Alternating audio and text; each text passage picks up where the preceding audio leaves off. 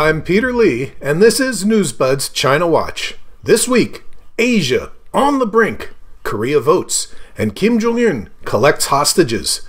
Is Admiral Harris in China's sights? And does the New York Times have a stick of dynamite waiting for Xi Jinping? On the Korean peninsula, it looks like everything's in a holding pattern until South Korea elects a new president on May 9. The current favorite, Moon Jae-in, is seen to favor engagement with North Korea, less hostility toward China, and less THAAD. So, it would make sense for North Korea not to heighten tensions with a nuclear test, and for China to hold off on any diplomatic moves until Moon is in office. Even the United States, which would theoretically want to ratchet up tensions in order to make the case for the more hawkish and pro-American candidates in the race, is laying off. As of press time, the main news was that North Korea had detained another U.S. unfortunate, a second professor, Kim Hak-sung, an indication to me that Kim Jong-un is expecting, or hoping for, a lengthy negotiation process with the United States and maybe is filling his inventory of hostages so he has enough to dole out to necessitate and reward multiple U.S. visits. While we're waiting for the election shoe to drop, this episode of Asia Brief, Behind the Paywall, discusses why Japan and South Korea can't seem to get along in the anti-China partnership promoted by the United States. Gotta say it, the United States needs to look in the mirror and own up to what it did in San Francisco in 1951. Join Newsbud and watch Shame in San Francisco, American Betrayal at the 1951 San Francisco Peace Conference and the Roots of Korean-Japanese Conflict.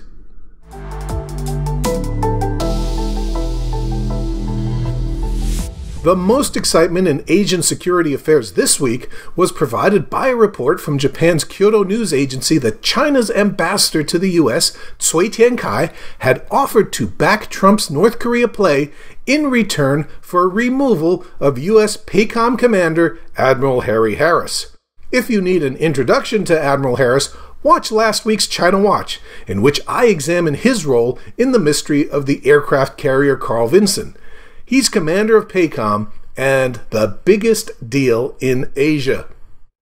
Ordinarily, I would tend to dismiss an anonymous report in a Japanese newspaper claiming to know what allegedly occurred between the Chinese and the Americans and something that sounds absolutely nuts. But these are not ordinary times. These are Trump times. Cui Tiankai has cultivated Trump's son-in-law Jared Kushner as a channel to the White House. Maybe Cui was spitballing with Kushner about getting rid of Admiral Harris, and maybe Jared said, "Oh, what the heck? Run it by Donald." Need I say it? Everything is on the table. And maybe Admiral Harris got wind of it. And that's why he withheld the Vinson Carrier Strike Group from Korean waters for a couple weeks, to show Trump and the Chinese who's boss in the Pacific. Certainly, China doesn't like Admiral Harris running the show at PACOM. There is an attempt to attribute this to racism and prejudice, since Admiral Harris is half Japanese, the son of an American serviceman and a Japanese war bride. But the Chinese have good reasons. Admiral Harris is very tight with the Japanese and a major player in the joint U.S.-Japanese program to gut the pacifist constitution and return the Japanese military to its traditional role of roaming all over Asia and around China's periphery. He's also a determined advocate for developing military relations with India as an anti-China counterweight, and he is the hawkiest of China hawks.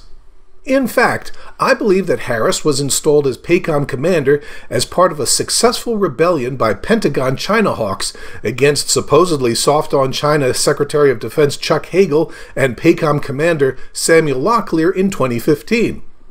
But no matter how you slice it, Admiral Harris is king of the China hawks. And China hawks are not just Obama-era pivoters. They are also conservative military personnel who wield enormous influence over Trump administration policy. So I don't think Admiral Harris is going anywhere.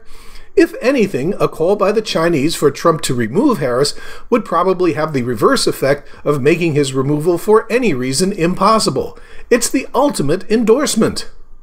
In normal times, I would tend to doubt that China would try to pull such a stupid stunt through its lowly ambassador, and I'd chalk the story up to mischief-making by Japan hawks keen to make sure an adequate level of hostility exists between the US and the PRC, and between Admiral Harris and China. But, you know, normal times.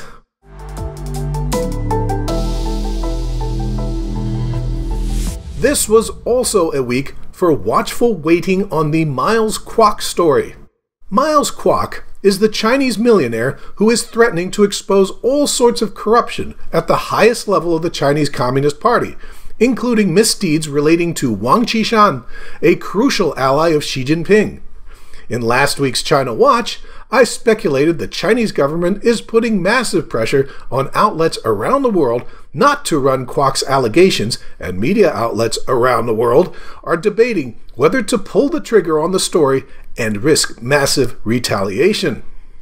In order to break the dam of silence, Kwok reached out to the anti-PRC outlet in Hong Kong, Apple Daily, and gave them an interview and a tape recording apparently showing a PRC bigwig instructing Kwok to dig up dirt on the family of Wang Qishan relating to the big money operations of Hainan Airlines because the big boss, Xi Jinping, wanted to know about it.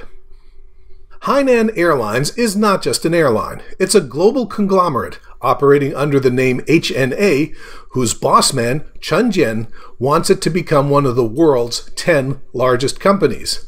If it gets there, part of the credit goes to George Soros, who made a crucial investment in 1995 as the company was in danger of going under, and he may still have a stake in the company.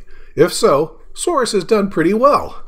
Over the last 2 years, HNA has been on a global acquisition binge, committing $40 billion to acquire a large number of properties. The recognizable household names include Hilton Hotels, in which Hainan Airlines acquired a 25% stake, and Deutsche Bank, aka the most messed up bank in the world, in which, for some reason, HNA bought a 4.7% stake. And on May 3rd, it came out that HNA has doubled its Deutsche Bank stake and is now the largest single shareholder in the bank. Go figure!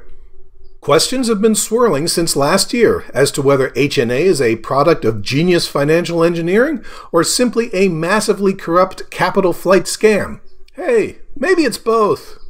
But if Wang Qishan is credibly implicated, the HNA scandal would be a significant embarrassment for Xi Jinping. Xi has staked his rule in large part on stamping out corruption and restoring order to the financial system. And, irony of ironies, Wang Qishan is the designated point man in the anti-corruption campaign. Xi still has a lot of powerful, if relatively low-profile opponents in the party, and they'd be pretty happy to see the story come out and take some of the edge off Xi Jinping's power. As to whether the story will come out, well, maybe later, rather than sooner. After a Miles Kwok interview on U.S. government media outlet Voice of America was shockingly truncated, VOA management put 5 members of the VOA Mandarin staff, including its top reporters Sasha Gung and Fred Wang, on administrative leave. It appears heavy pressure was put on VOA's top management not to let Miles Kwok lay out his allegations without corroboration or rebuttal. The reporters wanted to do their journalism thing, and things got extremely unpleasant. Now, the sanctioned reporters are darkly hinting that VOA has been infiltrated by pro-PRC elements, which I take as a veiled accusation that maybe somebody in the top management of the operation has been suborned by the PRC to suppress coverage. Could get ugly. Meanwhile, I get the impression that the big U.S. outlets that specialize in financial forensics on corrupt PRC high officials are holding back for the moment as the cost-benefit equation is calculated. These are stories that are dangerous, but sometimes, to use that old cliche, in danger lies opportunity. Opportunity, in this case, is not just the potential to score Pulitzers, but also to use the threat of running the stories to push back against PRC restrictions of U.S. media operations and maybe extract some concessions. At the beginning of the Xi Jinping era in 2012, both Bloomberg and the New York Times ran huge exposés on the extensive and opaque holdings by the families of some top Chinese officials.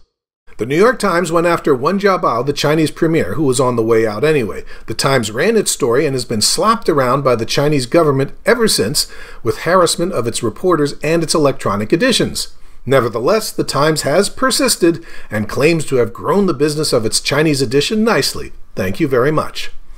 Bloomberg had the temerity to try to go after Xi Jinping's family. The PRC limited its retaliation for that one time, but in the words of somebody at Bloomberg, China told top management that Bloomberg would be in the shitbox if it tried again. Being in the shitbox meant that in addition to harassment of its news operations, Bloomberg would lose its financially much more important ability to license its financial terminals inside China.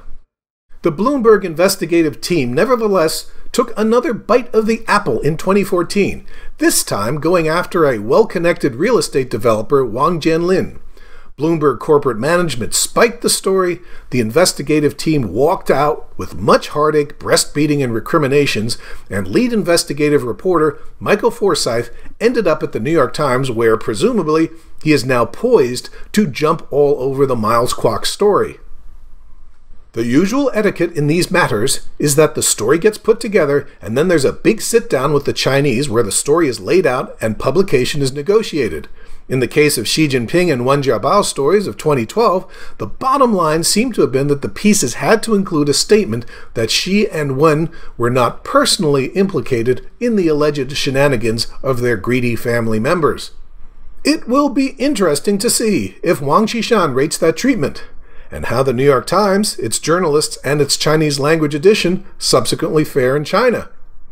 An interesting wrinkle in the media battle over Miles Kwok seems to have occurred with the publication of a high-profile piece in Chinese media slamming a company called Anbang Insurance for its murky financial dealings.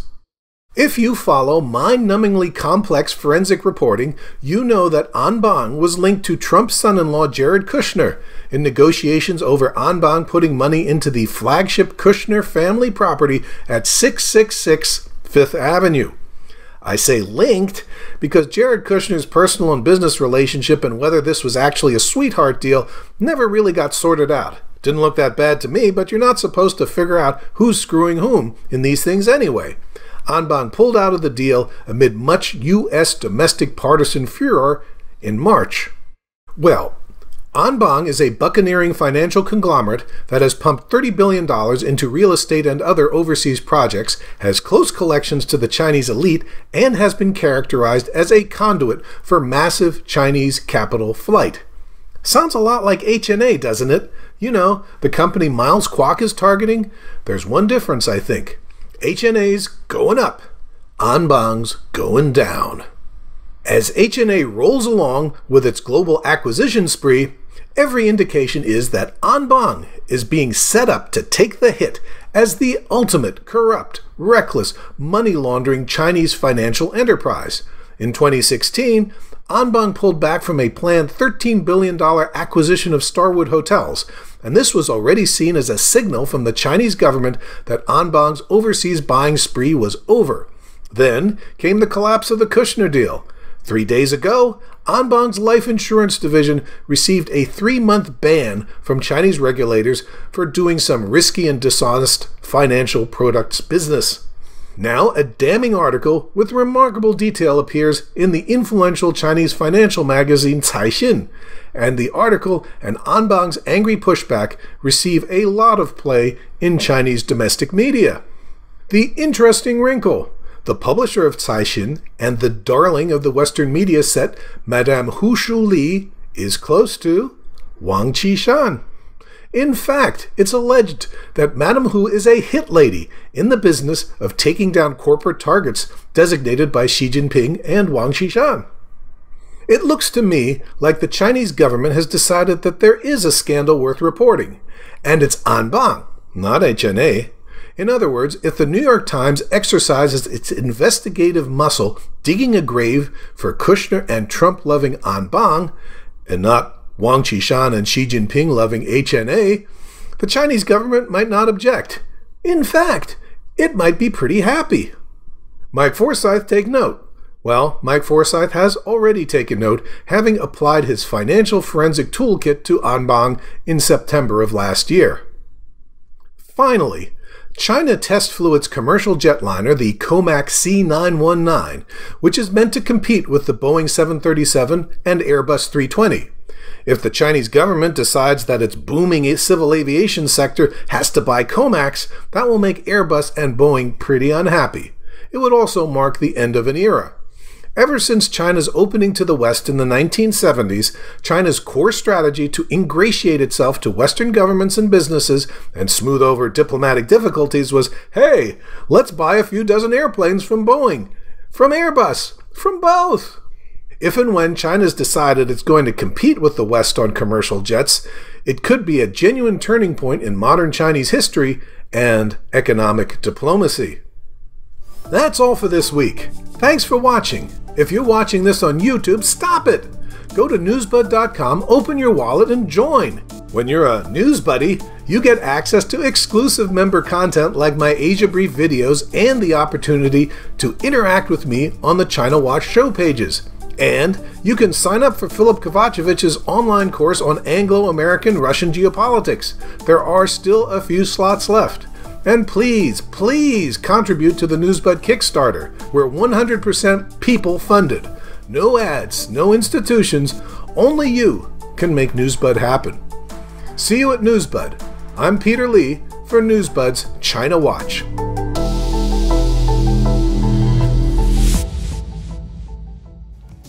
You, our generous supporters and community members, are the reason we exist. You are the power that has kept us operating and expanding towards this amazing success. And you are the sole determinant of the continuation and steady expansion of Newsbud operations. Please join us. Join the Newsbud movement by kindly and generously pledging towards this 100% people-funded media with integrity. Yes, we have accomplished a lot. But this is only the beginning, and that is my promise to you.